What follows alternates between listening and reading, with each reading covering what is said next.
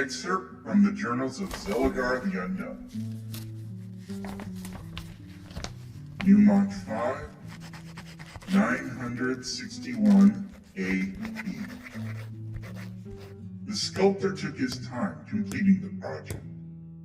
He looked as if he were going to jump out of his skin every time I irritatingly pointed out an error in which he would quickly correct it. I can tell he's never worked around wizards, though, and is not used to enduring their short-tempered nature. I've only incinerated 3 assistants in my life. That's rather below average number for a wizard. Now, the commemoration is complete. Every morning when I wake, and every evening when I drift to my slumber, those fools' destructions will fill my sight. Rogan says I should forget, and so does Melissa. I take their words to heart, but if Rogan were to lose her, as I lost Quinn, I shouldn't think like that. Now, from dusk till dawn and every day thereafter, I revel in their anguished cries, their pleas for mercy, in which I returned the mercy they gave us. None. My writing hand trembles, merely recalling the events, anger and rage burning my blood like dragon fire.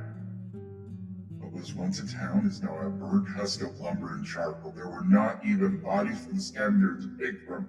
I could not permit their twisted essences to go back into this world. The events are burned into my mind. I had not met Rogan yet. I had just mastered my 9th level spells. I had wandered into a town whose name shall never again be spoken or written, as I personally struck them from existence, and I will not allow them even entertaining the idea of bringing anyone back from that accursed place.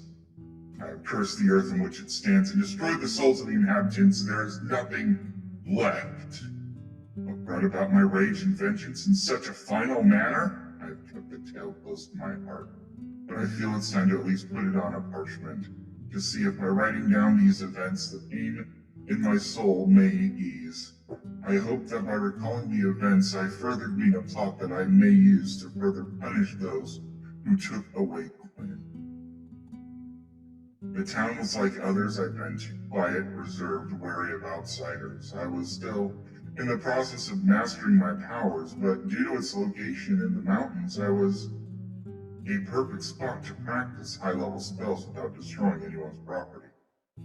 I entered into a distrustful townsfolk's stares and closed shutters. I rented a room at the local inn and set up my base of operations. Most of my days were spent in the tavern or library with my spell research. Others I would spend in the mountain practicing and further honing my skills. Oftentimes, I'd find a ranger in the woods gathering foliage and fauna for the town's market. Quinn, even the simple writing of your name tears my heartstrings. Raven black hair, sharp green eyes of an eagle, and as graceful as a cat. Your beauty stole my heart before your words stole my soul. I will never be complete without you. Quinn and I began our friendship about a week after I moved into the town. It wasn't long before it became obvious there was a connection. My time became more and more centered around Quinn, my universe. My studies lagged behind my projected timelines. I fell behind my work, but I didn't care, especially if Quinn was teaching me how to shoot a bow. I lived there for almost a year. Quinn and I had become inseparable despite many objections. Quinn was slated to take over as head ranger, and the relationship with me was seen as a distraction. The more we fought back, the heavier the backlash was. My stay was not welcome, and I began to sense something was amiss with the town. People disappeared. And based on Quinn's observation, it was like clockwork. 4 missing people a year. My mind raced for an answer. It felt wrong. The ones who went missing were often seen as miscreants, or were people no one would miss. I received my first clue the following day. As I was exploring the town, I noticed a sigil carved on the outside tavern wall, just under its front window. My blood rose. It was the sign of Asmodeus. The cult of Asmodeus was in town, and their sacrifices could explain the disappearances. Were they trying to summon him? I rushed into the town to find Quinn and revealed what I had discovered. Many of the townsfolk gave me forced smiles and waves, almost as if they were making a mockery of my trepidation. I frantically searched for Quinn, shaking villagers for the whereabouts of Quinn. One person chuckled and told me in no uncertain terms that my frenzied search was in vain. I walked away from them with a broken pile of flesh, and my heart became more frantic and lethally so. My quest became known to the local guard, and they attempted to stop me from finding Quinn after I killed their captain, simply by grabbing his throat and casting a burning touch spell. The smell of burnt flesh filled my nostrils, and screams were drowned out by the sounds of flames erupting from his mouth. Finally, with a quarter of the city on fire and over 100 dead, they're brave, and they tell me where Quinn is. When the third shocking grass spell was finished, I dropped a sizzling husk and left the town, following the trail indicated to me by the traders into the mountain. I must have traveled for well over an hour when the forest opened to a clearing. A stone altar sat in the middle of the pentagram that was surrounded by cultists of Asmodeus, and Quinn was tied up on top, terrified. I shouted, interrupting the chanting, and threw a fireball. Its flames engulfed quite a few of the cultists and scattered the others. Casting flies sped over and freed Quinn from the forest altar. It took moments to fly back to our mountain camp away from the crazy town below. I held Quinn to my chest and reassuringly landed next to the camp and started a fire. "Why did you come for me?" Quinn asked. "Just because," was my reply. That night we spent time together in a warm embrace. Little did I know the truth. As such a naive mage I was then. In the latter part of the night I awoke to pain in my side, a silver dagger sheathed between my ribs. I could barely draw breath. "Good morning, love." Those words whispered into my ears as the dagger twisted. "I do love to hear those gasps," Quinn said and stabbed again. The pain was blinding. I wondered to myself why Quinn was attacking me. My poor savior. "The ritual was completed," I said between gasps of air. "Your soul, given to Asmodeus, as all have done. Give yourself over and we can be together."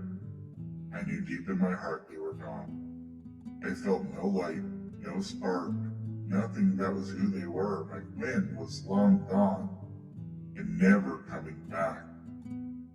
"I loved you." My final words, as flames erupted from inside of Quinn. I have nightmares still of the screams. The whole town was corrupted. Every one of them worshipped Asmodeus, and they all must be destroyed. They took one thing good from me. I had readied all of my wands, rods, and staves, memorized nothing but attack spells, cast and fly. I sped myself to the peak of the mountain that overlooked the town. My first round of fireballs was extinguished as I lobbed one after another onto their fields, the cultists scrambling like helpless ants trying to put out the fires. My next round was withdrawn from my pouch. It cast lightning upon the homes of the villagers, striking individuals like a massive finger squishing an annoying bug. All this time, I've magnified my voice to ensure everyone heard the various fates I had conjured up for them. Some had to fight off wolves I'd summoned from the nether realms, others were incinerated. I used the mountains themselves as my weapons, triggering avalanches and flowing lava to spill and split into the town in two. With the town sufficiently set ablaze, I cast a poisonous fog and used up all the charges of my ring cord. What a sight to see! The greenish-purple clouds slowly cascading down a mountainside. With a little wind magic I could move it this way and that, allowing me to ensure it engulfed the entire town. The poison fog was acidic and caustic.